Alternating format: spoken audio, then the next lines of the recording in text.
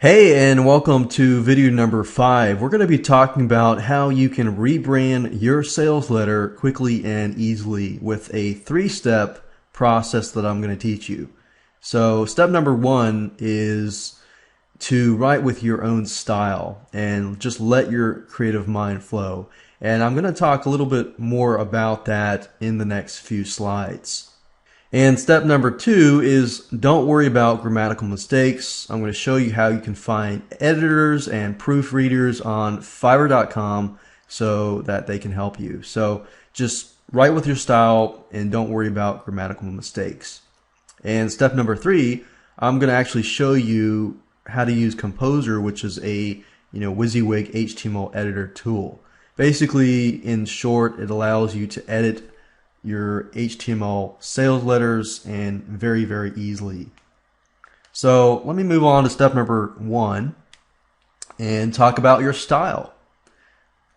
What is your style? Basically, how do your customers know you as, or how do you write? That's the question that you should be asking yourself. The point here is that when you receive a sales letter or any type of written materials or anything like that, and let's say, for example, that you have an existing customer base, then when you write your sales letter, people will come to know you the way you write. And if they notice that the way you write is very, very different, then they will notice that. But the point here is to write with your style. Write the way you are comfortable with. You want to use benefits and keywords and things like that, but write the way that you write. Don't worry about, the way you should write. And what I'm trying to get here at is that don't worry about grammatical mistakes. Allow your creative mind to flow. And I know some of you are thinking, oh, I don't have any creativeness in my mind or anything like that. But you do. Many of you do. You might be left brain, right brain, and whatever. But the key here is just let your creative mind flow and rewrite that sales letter. I'm going to teach you how to do exactly that. Now, before you actually rewrite your sales letter, you want to look at some basic sales copywriting 101. And if you're really good at rewriting sales copy, then you probably could skip this step. However, I do want to provide as many resources as possible to make your life easy in terms of rewriting that sales letter. Now, one of the downsides of getting a private label rights product is not all the sales letters are created equal, and not all the sales letters are created well. So you want to make sure that it follows, the 12 steps with David Frey. And if not, then I would advise you to tweak that sales letter so that you can get higher conversions. Now, obviously, I don't want you to focus way too much time on this and, just sit there and not really launch the product. I want you to focus maybe about half an hour on this, and that's it, and then move on. So the 12-step process here, 12-step foolproof sales letter is great because it shows you, what you need to do. So 12 steps are to get attention, identify the problem, provide the solution, present your credentials if you have any. If you don't have any, that's fine. Show the benefits, give social proof, make your offer, inject scarcity, and so forth. Now, I know I got a limited amount of time with this right now, but I do want to give you the resources that you can use. So go on his blog, look over. He actually gives you some really good tips like headline templates, how to blank, or secrets of cat training revealed. Warning, don't even think about training your cat until you read this ebook this and that. Identify the problem, provide the solution, present your credentials, and so forth and so forth. So I wanted to provide you with that first before we actually begin to show you, how to go about rewriting the sales letter. So let me go over here and we'll begin to rewrite the sales letter. Let's see here. Now, some of you will receive the sales letter in HTML format, and then some of you will receive the sales letter in Word format, PDF format, whatever format it is. What I normally try to do, if it is in a web-based format like this, the first thing I want to do is, of course, rewrite it. Or if I can rewrite it, if it's really good already, I might tweak just parts of it. So what I want to do now is simply, if you look at the sales letter here, or the one that you have in front of you, whatever that is, the first thing you want to look at is headline. Does it have a subheadline? The introduction, stuff like that. So what I would normally do is, instead of editing the HTML directly, which you'll be able to do in step number 3. And however, in step number 1, my goal is simply just to get this in Notepad. So what I'll normally do is I'll open up Notepad or WordPad, doesn't matter. Just open up some sort of Word document type thing. So I got Notepad open up here, and with private label rights, as long as they follow 12 steps, if they don't, then I'll tweak it.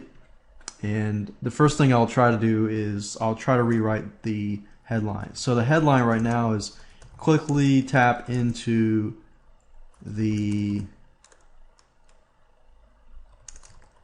lucrative cat niche without spending a fortune or hours of your valuable time creating the content yourself. Now, obviously, in this case, the report is cat niche, but it is selling to people who want to resell the report kind of thing. So it's focused towards online publishers and online business resellers. So in that case, you could go to David Fry's system and just use some of his templates, like, okay, warning or secrets of, secrets of, people will always want to know secrets. I found that. I can definitely tell you that. Shortcuts, secrets, tricks, resources, stuff like that. So if I were wanting to rewrite this, I could say something like secrets of lucrative or profitable cat niche revealed.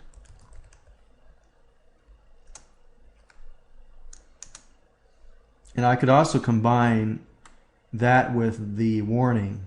Warning, don't even think about or think of going into the cat training niche until you read this. Something like that. And then most of the time you want a subheadline which supports the headline, and you could say expert cat trainer reveals all. Something like that. Something to support the headline. And then if we look at here, we have this here. What I'll normally do is copy this over.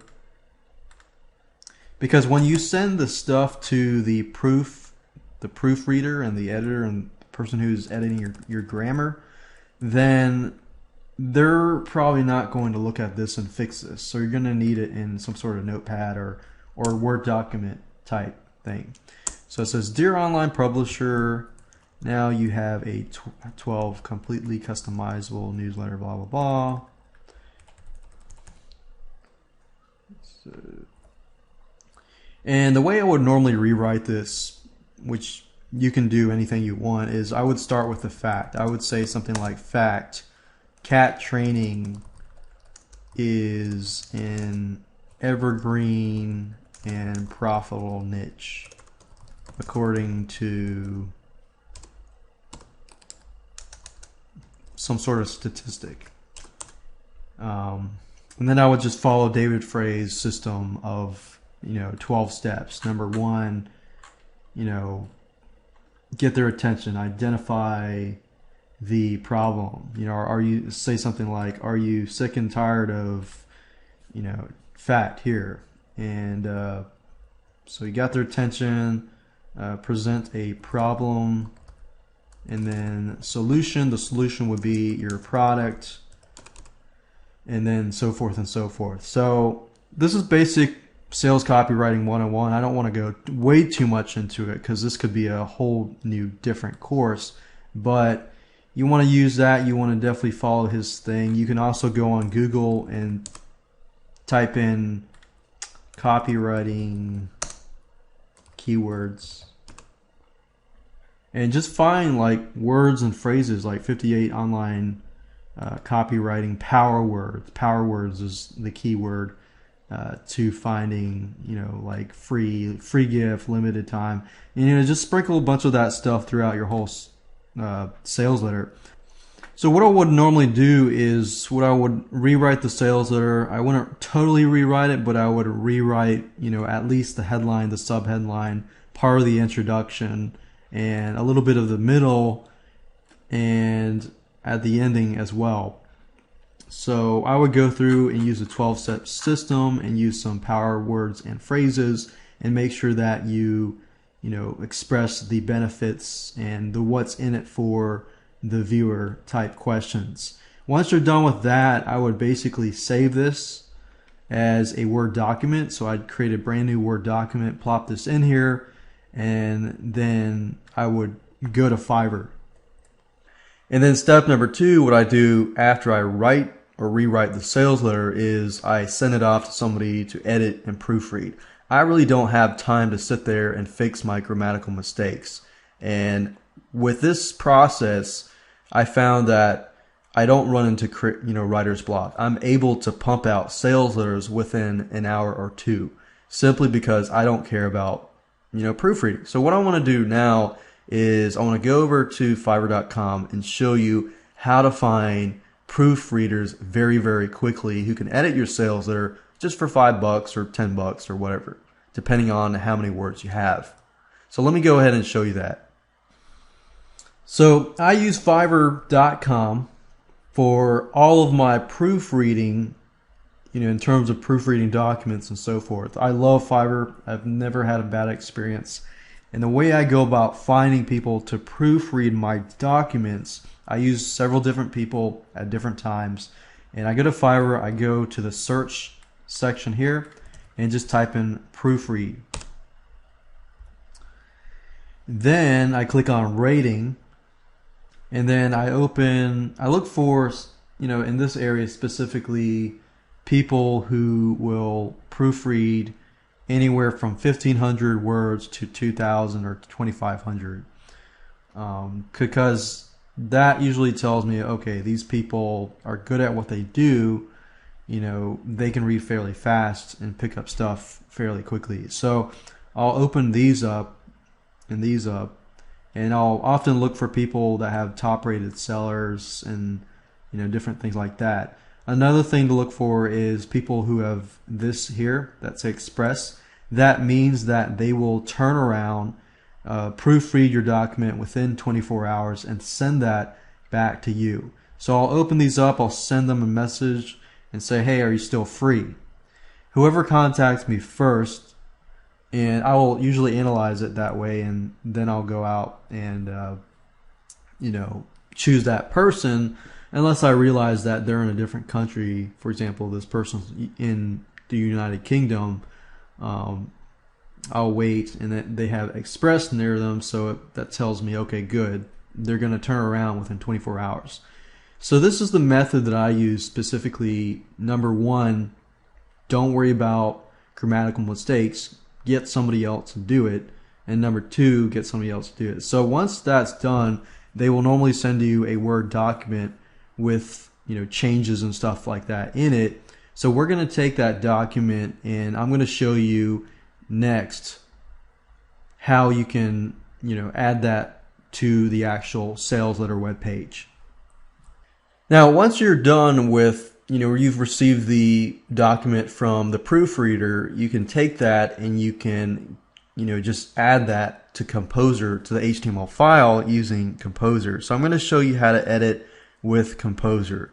First thing I want to do is show you how to download and install it, and basically where to do that. And then I'm going to show you how to edit the HTML sales letter using Composer. So let's go ahead and do that right now. Now I'm just going to use this as an example. Let's say that they've just sent me the sales letter document, and normally they will have like track changes enabled. So if you're in Microsoft Word and you see something like, let's see here, I'll show, click track changes, and you do something like, they delete this, and then you see marks and stuff and blah blah blah.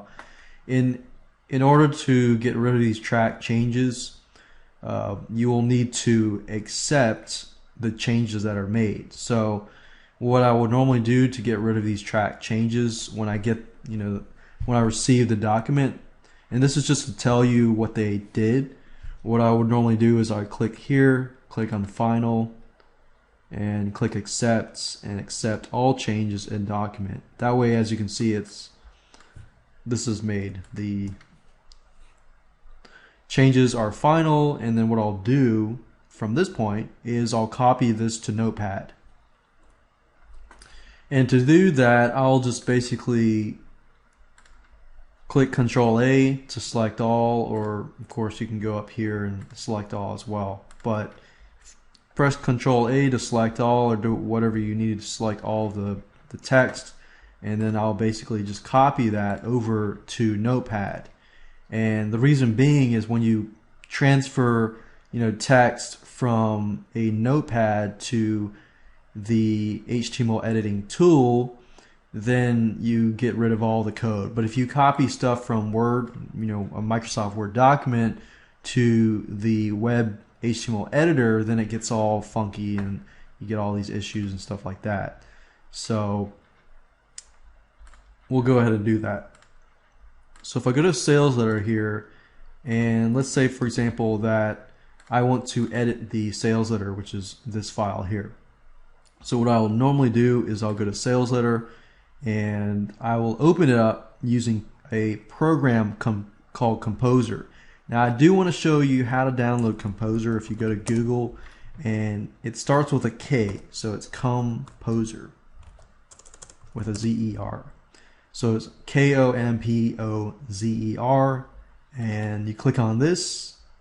So you go to Composer here, you click on download for Windows. Now if you do have a Macintosh, they do have that available. So you gotta go click on downloads here, and you'll be able to see that you can download in different languages in Windows, Macintosh, and in Linux. So just want to make that point there if you are using a Mac.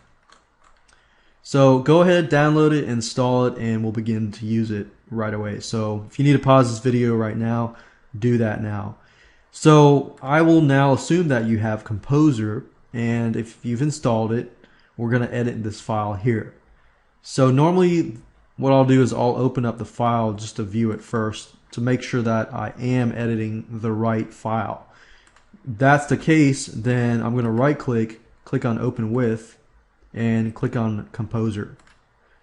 Now if you are using a Mac, then I recommend you open Composer first and then find that file and open it up.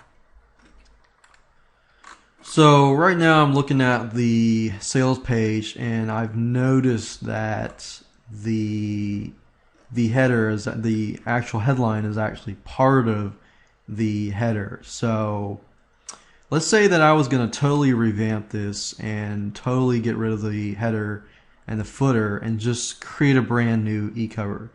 So if I do that and I just delete that, and I do decide to do that, I can do that later. But what I want to do now is just focus on the sales letter itself. Now I'm going to minimize this so you can see it better, because I know it's hard to see it. Alright, so I've minimized it, I've fit it in the box so you can see it. And what I'll normally do is I'll open up Notepad where I've copied my information in here, and I'll simply drag and drop it over there. Now Composer is so easy to use, as you can see here, and let me just give you a quick run through. These red lines are tables, and basically you'll want to just edit the text. If you want to create like a new headline, put new headline here, and you highlight it. You can make it bigger, you can make it smaller, you know, with these play around. You can change the font here, you can make it in the middle, format the middle, you can add bullet points, you can add numbered bullet points, you can change the color. Dark red usually does. You can change the font, Courier, Times New Roman, you can change it back. You can add images, you can add tables, other tables, you can tweak the tables, you can add links, and so forth. So as you can see, it's very, very easy to use. So what I'll normally do is I'll have this open, and I will basically copy this over to here.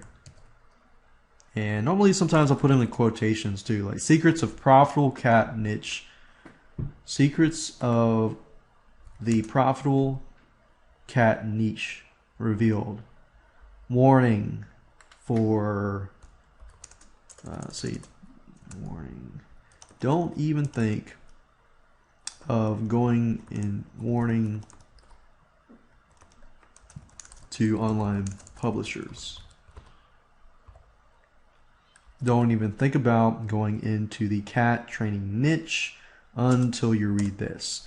And then we'll want to add our subheadline, expert cat trainer reveals all, so you don't have to make the same mistakes. And let's say I want to change the color of the subheadline to maybe blue, and I want to make that smaller. I can do that here too. And as you can see, it's very easy. Make sure you save your files just in case something happens. From the desk of first name, we'll just say John Smith. Everybody uses John Smith. But let's do that, and we can change this. You know, text is very easy to change. You can see that this image is within the table. So, you know, we could delete this, we could add our own, you know, stuff. You know, so really, as you can see, it's very, very easy to edit HTML files as long as you have the right resources and tools. And fortunately, and best of all, it's all free. So once you're done with that, click on save, and if I click exit and I open this up in Google Chrome, as you can see here, I've gotten rid of the header and everything, and I was easily able to change everything. And that's how easy this is.